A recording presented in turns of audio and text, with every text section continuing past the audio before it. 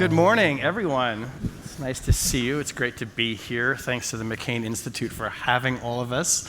Wow, with the word signal in our panel title, what are we going to talk about? I just don't know.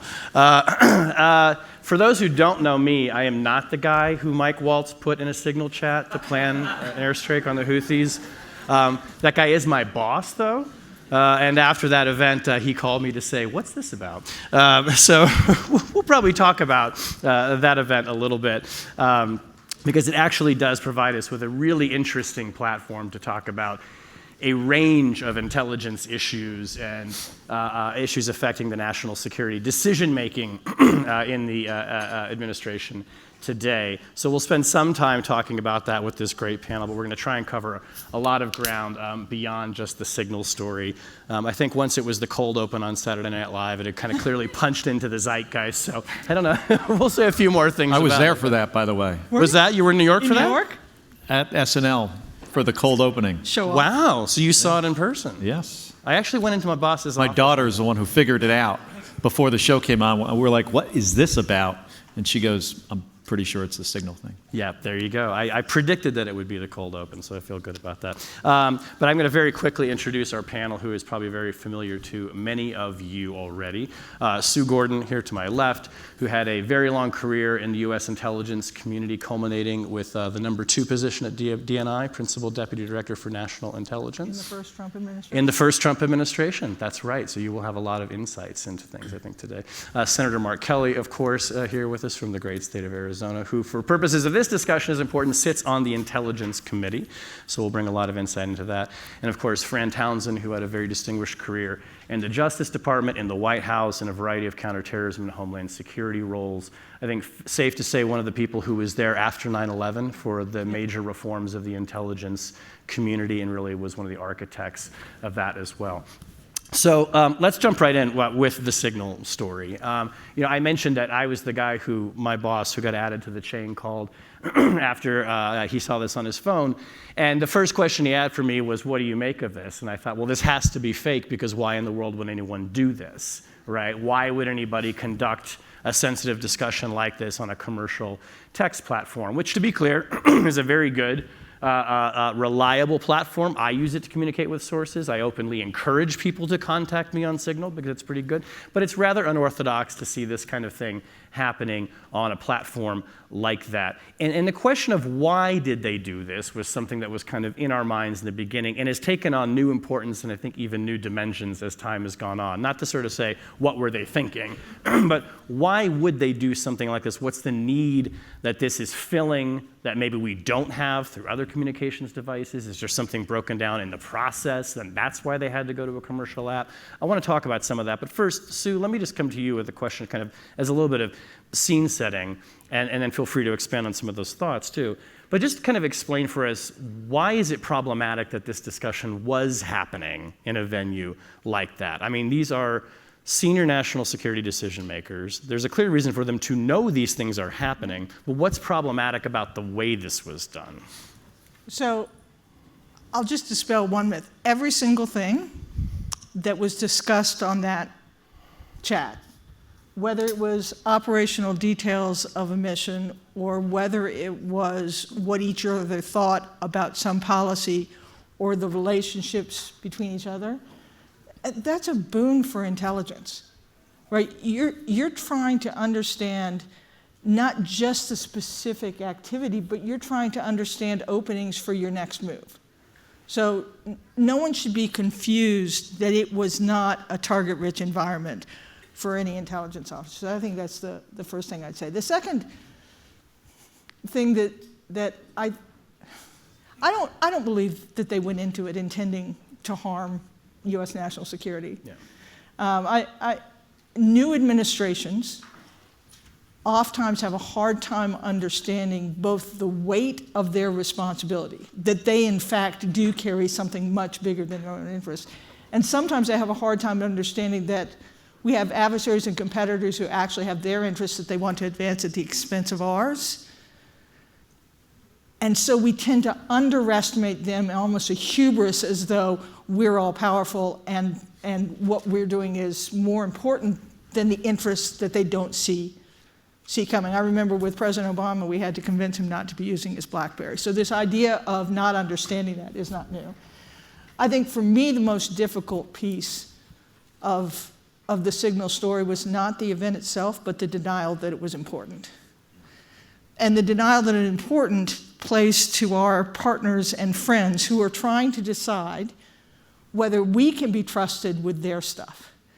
And the great strength of America, particularly since we've decided to be less deployed overseas ourselves, is the friends who are there who will share their information to do it. So that's just kind of an intelligence officer's scene. I have opinions on the other, on how we develop technology, but I'll stop my piece there to let my friends lead. Fran, I want to ask you a specific question on this too, and everyone will kind of elaborate on each other's comments as we go, but you've been in principals committee meetings.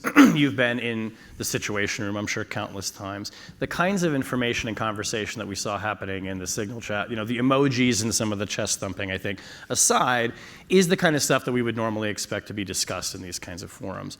So, give us a sense of how logistically cumbersome it is to have to pull everybody aside, to gather them into a room, to find time in everyone's schedules. Because I'm imagining that, like all of us, these officials also find texting very convenient. Right. And that's a quick way to stay in touch with people. Yeah, and so while not excusing sort of the irresponsibility of the behavior, look, there's a lot of former national security officials in this room, and they will tell you crises never happen at 12 noon. They happen on nights, on weekends, and on holidays. And to make a life and death decision, I don't have time to drive to the White House, to open the SCIF, to log on to JWICS, right? It's very cumbersome. NSA has developed, in fact, one of your staff members reminded me, developed a secret level mobile capability. But of course, none of the decisions I had to make on secret information, it was always on top secret, compartmented information. And so I understand if you were in a crisis and you needed to communicate, you're going to use what's available to you. And you're going to hope that the time loop is so tight that our adversaries can't really exploit it fast enough. That's not an excuse. And so my frustration is there's been a need for this technology in the national security community, certainly since 9/11. And if we would let go of our own hubris that we have to build it in the government for it to suit our needs and work with the private sector, we know the private sector has the capability to build this sort of technology so we can actually, on a secure government app, communicate mobily at a classified level. Now, that's not what this was. Look, this chat, let's be honest, this chat was set up for logistics, right? Mike Walls wanted to schedule things, and the Secretary of Defense decided to share a military plan on it. But so that's not why they used it, but we do need that capability in the national security community to communicate on the move classified. And we actually now have it. So let me explain what these folks had available to them. And Fran, you're right, you can't get to a SCIF. For everybody at that level, that senior level leadership in the U.S. government, they have a SCIF in their home, probably at that point in the administration. Yeah, sure. They're traveling with some kind of secure communication system. But right now, even for folks at the highest level, Fran mentioned the SIPR. SIPR is the secret network that DOD and intelligence communities have. JWICS is the top secret. And a lot of the information that these folks would be sharing would be the top secret information. There is a system available called DMCC-S and DMCC-TS. That stands for Defense Mobility Classified Capability. And the TS version of this, and both of these are on an Android-based phone. Special operators use this. Folks at the highest level of our government, if they knew about it, would have had it available to them. And the TS version of this allows voice, text, chat, video teleconferencing. Pretty much everything that they would have needed. It sounds like nobody offered it to them, they didn't have this available, or maybe there's something about the system itself that is too cumbersome. And it was, you know how folks get lazy and want the convenient thing, and the convenient thing is doing things on your iPhone. Yeah. But that convenience results in all of us being less safe. So let me just jump in on real quickly on that. I think there is an intersection between the incoming administration and the either deterioration or lack of focus on the professional staffs that support them. I saw Dave Petraeus here earlier today. So I was then Director Petraeus's Director of Support. He was difficult.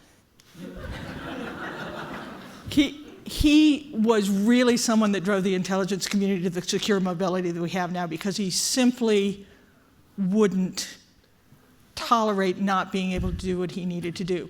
But you know what he had? He had someone he called in his office and demanded that it get better. And so I also worry that when you have leaders that do not trust their professional staffs, whose whole job it is to know that that exists and it could have been done, or when the conversation turned inappropriate for that channel, should have said, hey, let's get off this one and we'll quick like a bunny put it on. And so this disconnect between the professional staffs and the current leadership, I think, has some problematic effects when you want these things to happen. And Director, other than that, you were absolute delight, and it was the best 20 years, 2 years of my life. To that point about staff being able to support, what I found interesting in the fallout, among many things in this story, was the number of officials who then testified publicly, oh no, this comes preloaded on our phones, we have this now. And what we did find out was that in the previous administration, they had used Signal for logistical information, for kind of the staying in touch piece of it. Fran, I kind of would love to come back to you on this too, because, at a staff level, when you're having to staff all of these principals, that doesn't seem so crazy to be talking about that level of information of like, hey, we need you to get the secretary to a room, or hey, we need to get to pull the director aside to put something in front of them. At a logistical level, not an operational level, should we be less concerned about those conversations happening, maybe on a platform that, I have on my phone too? Well, so it makes perfect sense, right? Except if I was speaking for the Secret Service and I just sat on the commission that looked at the assassination attempt, they would say to you, if someone is between you and who you're communicating with, you've just told them when he's getting out of the car. Yeah. And so I'll give you an example from my own experience in the Bush administration. You'd be in the motorcade. Secret Service would be jamming the signals around, and so we figured out on our BlackBerry there was a function called a PIN. Most of you are not old enough to know this, but you could actually communicate device to device, and if you were in the motorcade and you said you were with the president, he wants X to come up from the back of the motorcade when he gets out. And it was that sort of logistical stuff. Well, the minute White House counsel got wind that we were doing this, even for logistical things, we got a memo telling us it was not only a fireable offense, but it was a violation of the Presidential Records Act, and we were not to do it. And so that's the sort of thing you don't think about. Yeah. But you can't, right? It's got to be a communication, if it's related to the President of the United States and his responsibilities, that can be captured and saved for history. Yeah, yeah. And how many people in here use Signal? That's a lot. That's like at least half. Just so you know, it's encrypted, right? End to end, people know that. But if you've had your cell phone number for a long time, and your cell phone number is somewhat public, our adversaries know that that number is associated with you. They can get access to your phone, and they could get access to your Signal chat. They can't intercept it in the middle because it's encrypted. But they can get access, and they can see what you're typing in and what other people are sending to you. And that was the case for at least most of the folks on this Signal chat. That's what I mean about it from an intelligence target perspective. Those people are all the mother lode. Yep. Right? Even with their thing. So, it's problematic. Well, and this, I think this kind of gets into one of the things that was so worrisome, and I don't know if this always came through in the reporting of, the reason that people were worried about officials having these conversations is not that there was something per se wrong with Signal, it's that their physical phones are vulnerable, right? That those devices, to your point, that is the entry point into every one of those people who is a primary intelligence target for every foreign intelligence service of our adversaries, probably our allies too. I think it's an interesting kind of pivot to another topic I want to get to with you all, the Salt Typhoon and the Volt Typhoon hacks, which for those who don't know, these are two truly extraordinary, massive penetrations of US telecommunications networks, data, physical infrastructure by actors attributed to the Chinese intelligence service that could essentially let somebody get on the phone, right, on the device of an individual, which is precisely why this would become such a problem with Signal. Senator Kelly, you sit on the Intelligence Committee. Can you give us kind of a sense of, the penetration as reported has been very, very deep. We believe that Chinese intelligence operatives probably accessed the communications of the data of Vice President Vance, former Vice President Harris, possibly President Trump. How deeply are they still in the networks? Where are we? What can you tell us about that? They gained access to 9 telecom companies, as far as we know. Could be more. And they did it in such a way that it was very hard for us to detect that they were there, and not done through the typical way that you would do something with malware. It was done through access to routers and using a lot of sophisticated techniques. And it was, as you mentioned, the Chinese Ministry of State Security that coordinated this operation. They're still there, and we have yet to figure out a way to kick them off. And we talk about this a lot on the committee, is that there is certainly a need for us to rebuild the telecom infrastructure of the United States to prevent this kind of access. The problem we have in our country is the telecom infrastructure kind of organically grew over decades, from the point that Gordon Gekko first used that big giant brick phone in Wall Street. A lot of analog devices. Somebody built a system. Somebody improved that system. They added technology to it. And today we have this kludged together systems of multiple companies using different kinds of equipment that are easily accessible from our adversaries. And they're able to, if they know who you are and they know your phone number and they want to get access to some of your information, they today can probably do that, including voice calls. And there's even a major concern that our intelligence communities and law enforcement who are doing investigations and gaining access legally through warrants, that now our adversaries know who those targets are. Mm-hmm. In some case, they could be in their country. So that's a flag to them to prevent us from gaining access to information we want to get on our adversaries. So they're still there. We haven't figured out how to get them out. This is probably worse than the 2014 when they accessed 22 million records of federal government. I think it's more significant than that. Yeah. And the real struggle is we don't have a great plan for what to do about it. And if you add this penetration onto the penetration of critical infrastructure, that is even more built in kind of a kludgy way and even more difficult to defend in any systemic way.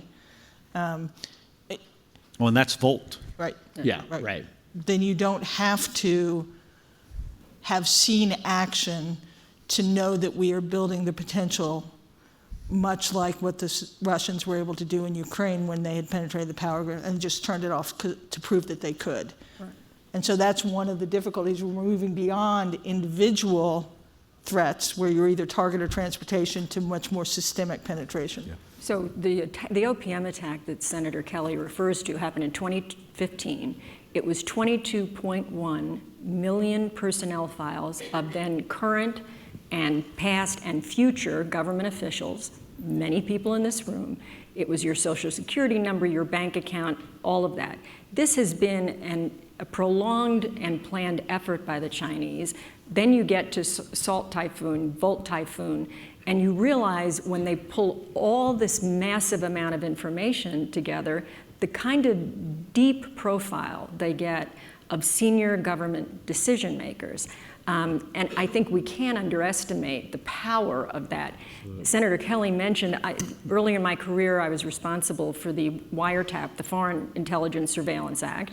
It is how the intelligence community legally collects information against foreign adversaries, particularly here in the United States. And so imagine for a moment that the intelligence community here in the US properly has a warrant for, you name the intelligence officer, Chinese, Iranian, or establishment, and how valuable that is. But if they're seeing everything we're seeing, you also run the risk of them intentionally giving us disinformation or misinformation. And so it really undermines the entire national security effort and is very, very dangerous for us. I mean, can you imagine when you were in CIA or anywhere in the intelligence community having access to the foreign surveillance target list of the MSS? Yeah, we would have won. There you go.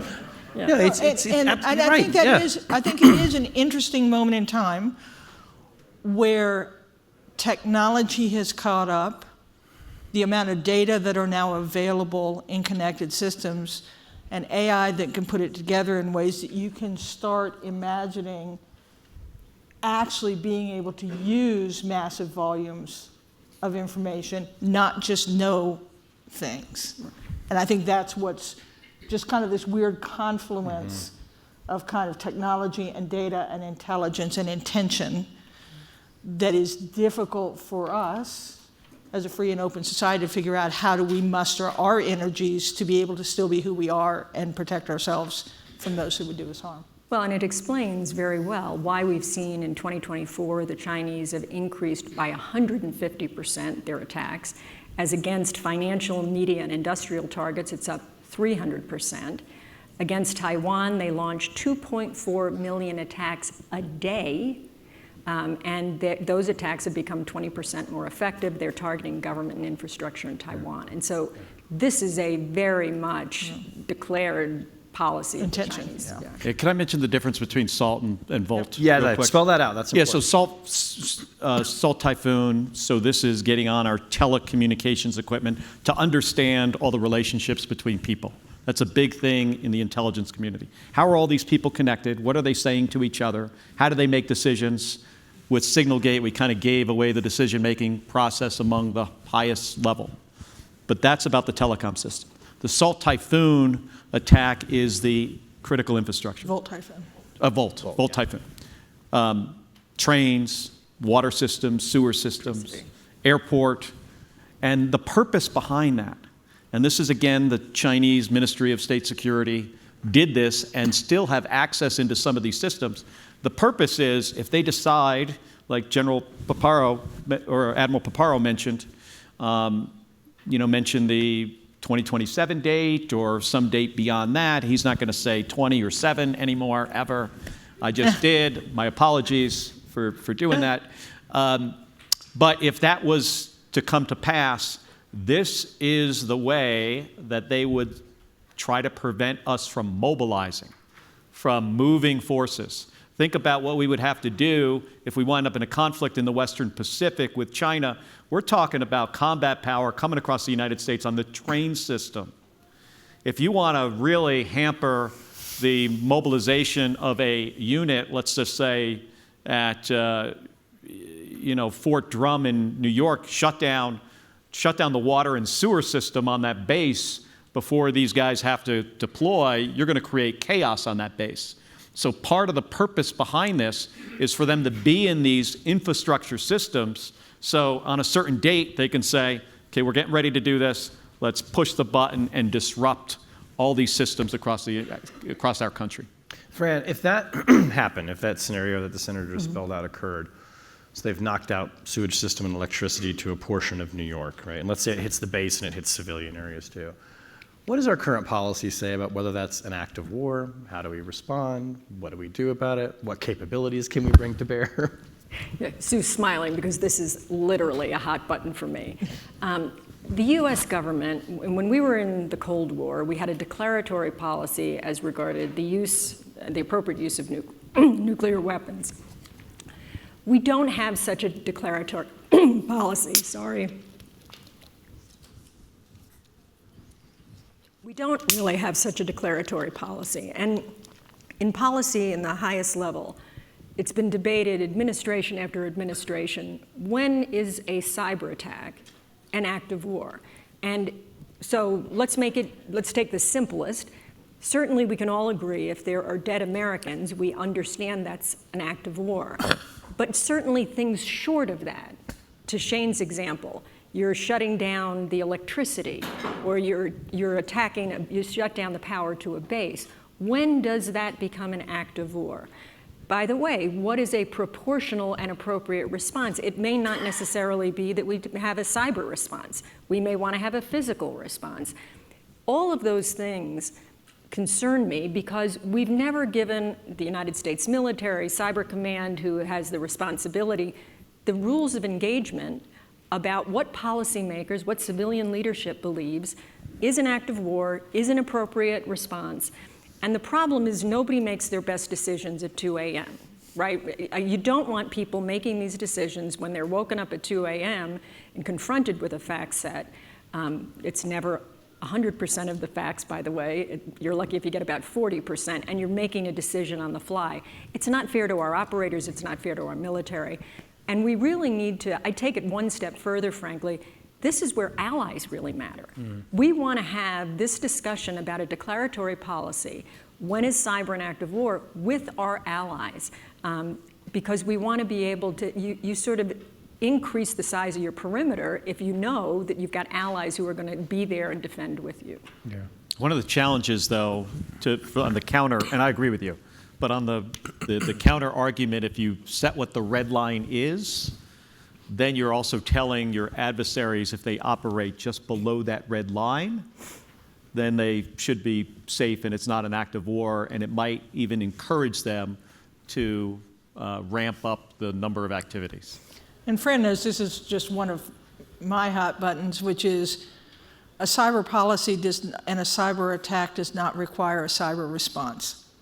Space attack does not require a space response. You have to think kind of cross-domain responses in order to have some of the real effects that you need. And I'm not sure we've even had those conversations yet. And all this stuff is what we call operating in the gray zone of conflict, so not direct combat action, but stuff that can sort of be an act of war, information, misinformation space. It's something that John McCain was very focused on, was gray zone. How do we, short of a conflict with a country, how do we interact and make sure that we're strengthening our own position, weakening theirs?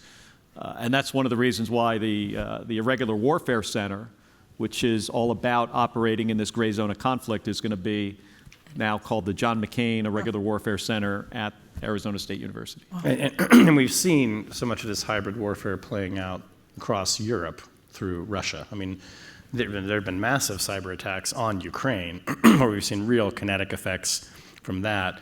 But whole campaigns throughout Europe, outside of Europe, frankly, by Russia, that are in this gray zone. I want to come back to a question of leadership on this, because Fran, you mentioned that obviously we all have our own formidable capabilities through Cyber Command. We have the National Security Agency. Currently, we are without a director or a deputy director for those organizations, because Laura Loomer decided she doesn't like them, I guess, and they were removed. You all have spent long careers in government. Talk about what that does to our readiness and our capabilities against our adversary when the leadership at the top is vacant like that, and has been decapitated, frankly, in the very, very strange way that it was. So let me start with the one thing that you should all find reassuring. I like to use the phrase, it's out of a musical, anything they can do, we can do better, right? So all of this awful things you're hearing, you should just assume we have an equal or better capability. Yeah. What your question sort of brings us to a different issue that Sue and I have talked about. The vacancies certainly affect readiness, but it's deeper than that. Because when there's vacancies at a senior level like that, it also creates a lack of confidence in the career professionals below. I'll give an example. The Chinese have targeted, literally through a fake website, all of the laid off federal workers to try and recruit them for jobs. And so all of that that friction between the political level and the career professional staff. Sue gave the example with the capability of classified communications on the roll, but it permeates the federal government. It permeates the intelligence community. You know, in my career, I literally bounced at the most senior levels in the Clinton administration to the Bush administration. I served Republicans and Democrats. There was a handful of us that were able to do that: Nick Burns, Bill Burns, Tory Newland. You can't do that now. And there was a utility for the political class to have senior professionals who could literally Sherpa them around the federal government to get done what they needed to get done. And that lack of trust that's missing now goes to readiness, it goes to a whole bunch of things that really concern me. I love that you brought it up that way. You know, we have this great system, political appointees and professional staff. Is this wonderful tension between the political appointees come in with the what? The policy. What are we trying to accomplish? What the professional staff can do is say, oh, that's what you want to accomplish, as with General Petraeus and me. Here's how I can help you do it. And that combination, when put in the right positive tension, is absolutely magical.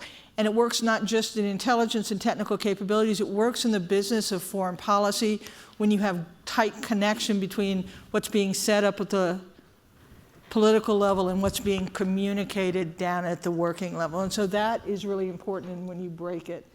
Let me just offer one point on your point of leadership directly. I think leadership is just everything, particularly in moments of change. And I think one of the most difficult things right now when we don't have the leadership in place at some place like the NSA, it isn't just turning the crank. These are consequential times. You have to, we can't squander this moment when we imagine what we need to be to face a world that we now have different profoundly from the world we used to have. So it's not just the titular figurehead. It is actually that person that comes in and says, I see this moment, I know what we need to do, and then can command it to happen. And without that connection, we'll miss the moment and we will leave to our successors 5 times the delay to every 1 year we don't act going forward. So I see that as really problematic. Not a one-for-one problem, but kind of a systemic challenge. But it's also potentially going to get a lot worse if the Schedule F thing becomes a real thing. The president tried to do that in his first term, and Schedule F is you say that 50,000 employees, that's the possible number, that were career people, that were the professionals that Sue was talking about that work with the political appointees, but the people that can be there, like Fran, from one administration to another, well, now they're potentially going to be political appointees. And that's going to just make this problem 10 times harder. And when they say that, they're talking about me. I joined the CIA as a weapons system analyst in 1980 and grew to do things. Even my best friends had no idea what my politics were that I would express every 4 years when I would go into the voting booth. We're talking about people who have spent a lifetime. And just brief digression, I'm just so happy to be here at McCain. I've spent a lifetime, I think, in front of Senator McCain. And as an intelligence officer, there were days that he thought we were awesome, and days that he thought we were completely missing the mark. But there wasn't a single day that we didn't know that he was for America. And that's what I would say. These people we're talking about as though there's something biased, in my experience, are like Senator McCain. They have differences, they have strengths, but they are for America. And if you squander it, we're not going to get to the places we need to go as a nation. We've got about 6 minutes left, and I want to ask if there's anybody in the audience who would like to ask questions. Major in the back there. Yeah. Totally agree. So, first of all, shame to you, Jeffrey. The way you handled that could not have been better. Thank you. Everyone needs to know that from a journalist's perspective. It could not have been handled more responsibly or more diligently. Sue, Senator, and Fran, 3 things. Oh, here we go. In the first Signal story, there was a reference to information gathered in Yemen from a building about a target. I'd like to get your analysis of the implications of that particular part of that story. Second, the disclosure that the Defense Secretary shared other separate operational details, not with people read in and not with people at the highest level of this chain, but with a spouse, a brother, and a personal attorney. Thirdly, for those who are line personnel, who know the ramifications for their personal careers of doing this and seeing zero accountability now, what effect does that have? I'll take a quick. Yep. Number one, the reference to things that were known on the ground in Yemen, that's what we talk about when we talk sources and methods. When that kind of information is revealed, the reason we protect it is because lives are lost. Right. Because it is too easy to follow it. So that of all was probably the worst. The second point was, what about talking to people that are just random bystanders and second things? Again, do not underestimate the capabilities of our adversaries' intelligence services. This is what you do. You don't have to actively recruit somebody. You just know who they are, and you insinuate yourself into their lives. So just knowing those people exist puts things at risk, including what they now know, which is why they typically don't know those things. And your third question? The accountability. Oh, accountability. Yes. And the line personnel. People will start making their own decisions. And they will start deciding that I need to act. That if that's going to be revealed or that's not correct, then I'm going to go and correct the record. And then you have each individual making a decision about what they are going to reveal, and that's a terrible situation for all of us. So that's, Shane, could I say something about the information for a second? Sure. So, Yeah, especially because we're here at the McCain Forum, John McCain being a POW, there's probably, I'm sure there's other folks in here that have been through SEER school, survival, evasion, resistance, escape. Part of this thing about potentially being a POW is you're taught that the most sensitive information that you have is what's going to happen today and tomorrow. So part of the goal here, if you're ever captured, is trying to get through the first couple days to not give up what the next strike is going to be. What's going to happen tomorrow? What are the targets? What time are the airplanes going to launch off the aircraft carrier in my case? What kind of weapons are they carrying? Where are they coming from? Where are they going to? And they've said, well, that information isn't classified. Well, of course it is. It's actually the most sensitive information we have. They just didn't write TS on the signal chat. That's the way around that. But it is like this is the information that you never want to get out there. And in this case, it did not get to the Houthis, and the strikes were incredibly successful, but it easily could have, sharing it in this irresponsible manner. And Major, to your last question about what is the impact on, there's an example, as you know, in the Department of Homeland Security, someone, a public affairs person was accused, accidentally released something in an email, got it back, was fired over it, and then you see leaks at a senior level with little to no accountability, and it's demoralizing. Yeah. I mean, everybody then is afraid of their own shadow. People are afraid of who they're talking to, what they're saying, is someone going to report them? I mean, it has a real corrosive effect inside the career, staff. We have time for one more question, if anybody has one for our get over here. Yep, over there in the far corner. We'll bring a mic to you.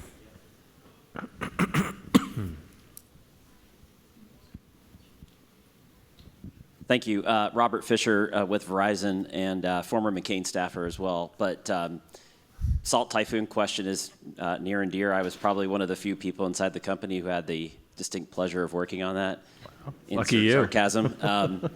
But I think, and Senator Kelly, we can certainly talk more about this, and I'd love to. But I think what we have to start looking at is distinguishing nation-state cyber attacks from kind of regular, cyber attacks, right? And in this case, some of the things that we look at that should be really helpful on a going forward basis should be the ability that when that is happening, because we all know when that happens real time, we need a single point of contact inside the government. A single place where, again, we're talking nation-state, you need to have kind of a process. Now, I can tell you that when we went through this, within 48 hours, I had, a half a dozen, congressional committees, some of which really have no jurisdiction over this, a bunch of agencies, again, some who don't really have the tools that are necessary. And when you're in that moment as a company, number one, it's extremely unhelpful. And two, I also think that when we look at it, the streamlining will help us get to a place a lot quicker to figure out the situation and then getting to containment and remediation. I know I say that because those are very specific terms in the cyber world, but I think it's really important that we look at that going forward and that we determine what that looks like, because it is not really as great as my company is at handling a lot of these types of things. We're outnumbered 100,000 to 1 when it comes to a nation-state attack. And I would also argue that the federal government is too. So the resources, single point of contact, and I think these are things that we should work on together. So just comment on that. Yeah, this and is thank you getting a for lot sharing harder that. and a lot more complicated with AI, machine learning, large language models, and just the amount of information and processing the information is getting significantly more challenging. If we could give any advice to everybody out here, if you're in any kind of sensitive position, just be aware that there are folks that are gathering information on you, that want to know who all your connections are, that in a lot of cases, there are probably people in this room that foreign adversaries have access to your cell phone and you do not know it. There's ways to kick them off. The easiest way is keeping your software up to date and turning the phone off. That's right. Yep. Every time I get on an airplane, I turn my phone off. I should probably be doing it every day. That kicks them off. They can get access back, but this is going to get more complex as the artificial systems get more complex. Yeah. Can I say one thing? Yeah, please, closing One of the thoughts on things that. I agree with you 1,000%, right? But I think one of the things the federal government needs to do in order to answer that mail is have a single operational cyber center of excellence. I used to say the president needs to be able to walk in one room in the midst of a cyber attack and have all the dogs he needs to kick in one place. And that would really solve your problem, right? I've advocated this to the Obama administration. I've tried 100 times. I haven't gotten anywhere. But I think that would answer, it's from my time in the private sector, frankly, but I think that would answer the question. Yeah, I think the digital world has taken our issue of authorities and kind of ripped it asunder, and that needs to be reconsidered. What he said, you're either target or you're transportation. Act accordingly. Yeah. Thank you all so much. This is such a great conversation. Thank you. Thanks. Thank you.